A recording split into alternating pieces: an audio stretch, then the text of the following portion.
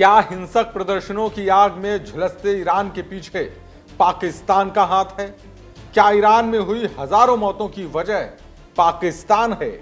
Iran में बांग्लादेश जैसे हिंसक प्रदर्शनों का पैटर्न आखिरकार क्या कहलाता है? नमस्कार, मेरा नाम है आनंद मिश्रा और आप देख रहे हैं बतकही चौक। भारत के पश्चिम में स्थित एक देश आज सुलग रहा है। ईरान जल रहा है, सड़कों पर आग है, आसमान में धुआं फैला हुआ है और कब्रिस्तान में इतनी लाशें हैं जिनकी गिनती एक अपने आप में डरावना सच है।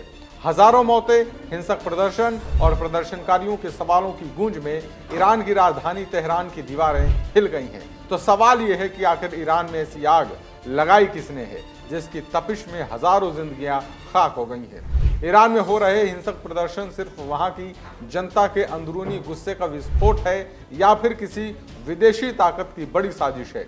विदेशी ताकत से आपने अंदाजा लगा लिया होगा, अमेरिका से, लेकिन यहाँ बात अमेरिका की नहीं बल्कि किसी ऐसे देश की हो रही है जिसने ईरान की पीठ में छुरा घोंपा है। और इस कारनामे के पीछे शक भी एक ऐसे ही देश को लेकर है जिसकी फितरत में ही अपने नापाक इरादों के लिए दगाबाजी करना है।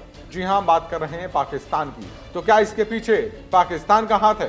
सोशल मीडिया पर वायरल ऐसे ही कुछ दावों की आज हम पड़ताल करेंगे और इन सवालों के जवाब ढूंढने की कोशिश करेंगे। ईरान की हिंसा में पाकिस्तान के हाथ होने को लेकर सोशल मीडिया पर जो दावा किया जा रहा है उसके पीछे की हम बात करें, लेकिन उसके पहले ईरान की परिस्थिति पर नजर डाल लेते हैं कि आखिर कैसे और कब ईरान की जनता में विरोध के सुर उठे और किस तरीके से इसने इतना विकराल रूप ले लिया।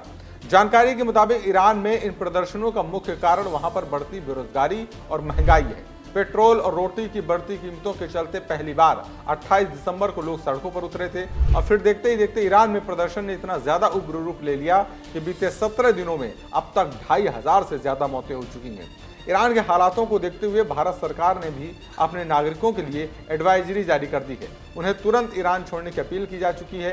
एडवाइजरी के मुताबिक हालात और भी ज्यादा बिगड़ सकते हैं। इसमें सबसे बुरी बात यह है कि ईरान में इंटरनेट सेवा पूरी तरीके से बंद हो चुकी है और वहां कोई भी सटीक जानकारी नहीं मिल पा रही है। इसी बीच कुछ सोशल मीडिया और अनौपचारिक खबरों के जरिए दावा किया गया कि पाकिस्तान से आए लोगों ने ईरान में हिंसा को भड़काया है। दावा यह भी किया गया कि पाकिस्तान ने अपने एजेंटों के जरिए ईरानी इंटरनल सिक्योरिटी में बड़ी सेंध लगाई है और चूंकि ईरान और पाकिस्तान बॉर्डर को शेयर करता है तो इसी का फायदा उठाकर पाकिस्तान ने आधुनिक हथियारों के साथ अपने एक्टिव आतंकवादियों को सीमा पार भेजा। इसके बाद ईरान में आगजनी बढ़ी और विरोध प्रदर्शन उग्र हो गए। वहीं दूसरी तरफ पाकिस्तान सरकार ने खुद ऐसी किसी भी साजिश या फिर एजेंटों के भेजे जाने के दावों को सिरे से खारिज कर दिया है। इस प्रकार के दावों को बेबुनियाद बताया गया है और इसके अलावा कई फैक्ट चेक समाचार एजेंसियों के भी सामने आए जिसमें पाकिस्तान को लेकर किए गए दावे फर्जी निकले हैं। ईरान में हो रहे हिंसक प्रदर्शनों के पीछे पाकिस्तान का हाथ हो या ना हो, लेकिन वहां की महंगाई और बेरोजगारी जैसे मुद्दे हैं जो कहीं न कहीं सेम पैटर्न बताते हैं। ईरान में हो रहे इन प्रदर्शनों का पैटर्न ठीक वैसा ही है जैसे बांग्लादेश और श्रीलंका जैसे देशों में था, क्योंकि जब किसी देश में बेरोजगारी बढ़ती है तो वहां के युवा इस तरह सड़कों पर प्रदर्शन करते हुए नजर आते हैं। हाथों में हथियार होते हैं, कहीं न कहीं मन में सत्ता को उखाड़ फेंकने का जुनून होता है, जैसे बांग्लादेश में हो चाहे श्रीलंका में हो और अभी हाल में नेपाल में भी आपने इन प्रदर्शनों को देखा होगा। यानी कि इससे बिल्कुल साफ है कि ईरान में हो रहे प्रदर्शनों का जो असली कारण है वो वहां का आर्थिक संकट है, महंगाई है, बेरोजगारी है, राजनीतिक कहीं न कहीं असंतोष है और मानवाधिकारों पर सरकार की जरूरत से ज्यादा जो है सख्ती है।